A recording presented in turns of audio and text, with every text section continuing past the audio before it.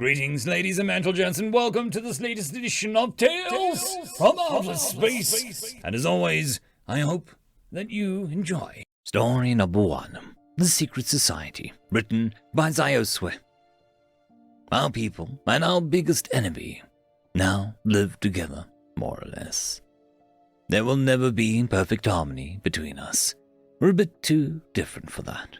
But thanks to the humans, we have a truce that seems to last. True, there are often small fights between our species, but it's usually just individuals who don't quite get along. It's almost as common as cross-species friendship. You probably wonder why we live together instead of on separate worlds. Well, there was this war, long and bloody, remember? We had these arms race going on that at the end resulted in weapons powerful enough to destroy both of our planets. A few hundred ships managed to escape from each planet, filled with mostly civilians who were tired of fighting. A high price to pay for a truce. All we needed now was a new home. When we first turned our eyes towards the stars, we discovered each other, and not much resources had been dedicated to that particular kind of science since then, with the war and all. There was, however, one single system within reasonable range of our rather basic FTL drives. Particularly interesting was its third planet that seemed to be sustaining the same kind of life that we were used to. This blue and green world was our only option, so we began our travels immediately. Food and other resources wouldn't last forever. A few days later, we arrived at a lush world whose most intelligent life form were the primitive bipedals we came to know as humans. To say that their level of technology was laughable was an understatement. They were practically still at the Stone Age. They did, however, have qualities that the other species of the planet didn't. For example, a quickly evolving language and the use of tools, albeit primitive. They also had pets, which told us that they could be friendly towards other species if they chose to. It was easy to compare their development with our own history and realize that these humans were our best bet in the long run. So we landed our ships in remote areas and cautiously entered this new world. We put the ships in storage at the bottom of an ocean trench, spread out, and began to interact with the humans. It was a scary situation. Sure, we did have the technological advantage with subdermal communication and shielding devices, but the humans were so much larger and powerful that they could still injure us if they wanted to. To our delight, most of them welcomed us with friendly gestures and food offerings, even if some individuals were less friendly. We never revealed our true nature to our hosts for fear of being seen as threats that needed to be fought. However, through the years, we've secretly hinted of selected technological advancements, thus gently pushing humanity forward as a thanks for the continuing hospitality.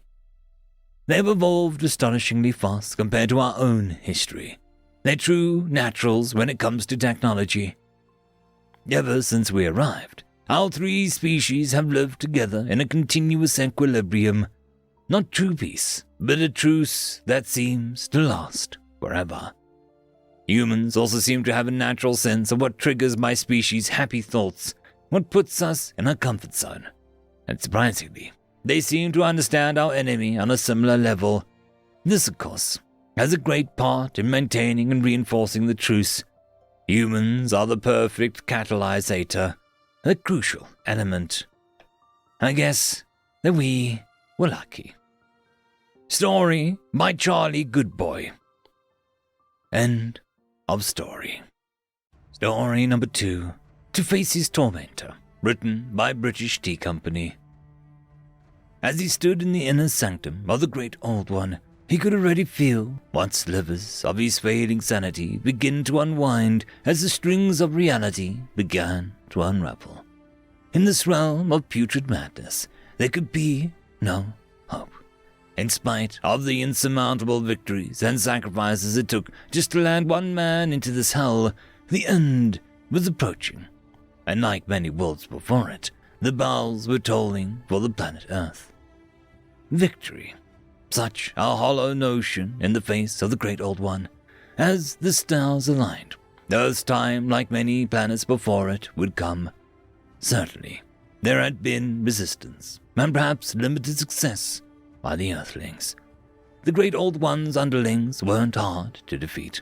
Innumerable as they may be, and against all odds, an elite band of Earth's finest soldiers had made their way into the very lair of the god himself, after humanity's best and brightest managed to piece together a ritual that would open a portal from their world into the very home of these horrors. It was here that Earth made its last stand. Against all odds, a lone soldier made it into the throne room of God himself. He was impressed, certainly, as he watched the lone man with 1,000 eyes and curiously wondered in his dreamlike state what the little creature was doing as it recited a bastardized version of the Great Old One's tongue.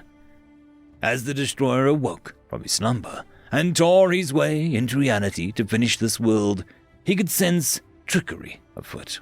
Not one to be outdone, the Great Old One flayed this puppet and sought to get on with his task. And to his annoyance, the dust mote came back. An insect like this could perhaps be ignored when he had a planet to kill. To his shock, he could not leave his own throne room. Realization struck the Great Old One. Despite his inscrutable nature, the lone man could recognize through his own fading sanity that God was enraged by these turn of events.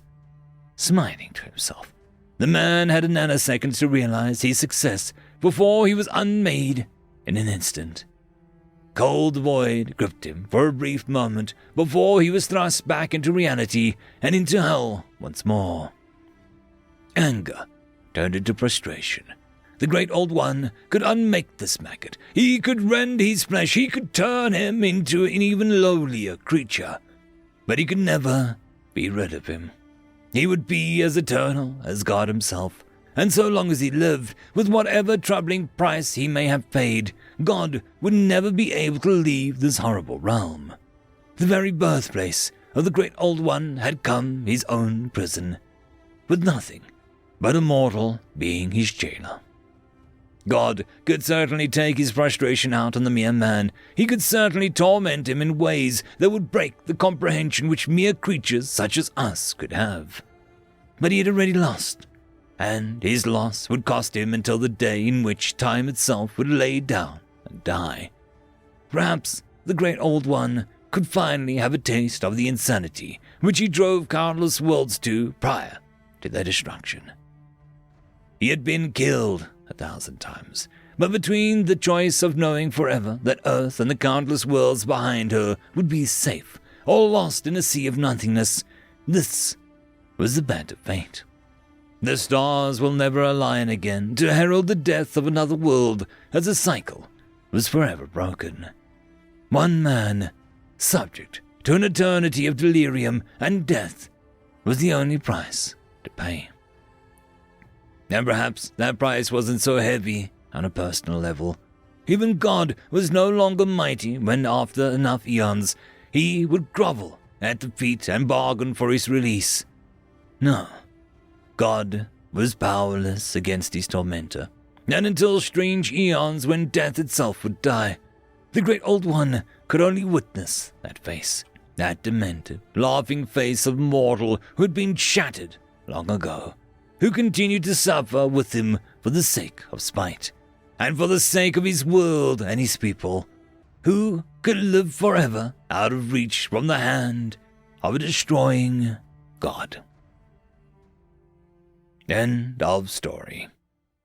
The algorithm reckons you should be watching this video next, and I recommend that you should be always watching my video. So, click with energy! And yes, clicking that does help the channel. Thank you very much. I just want to give a quick thanks to the Tier 5 patrons and channel members. Alithia, Barky, Fudic Yol, Cam Maxwell, Casper Onholtz, Whiteband 420, Lord Asrakal, Arcadian, and Oakfield.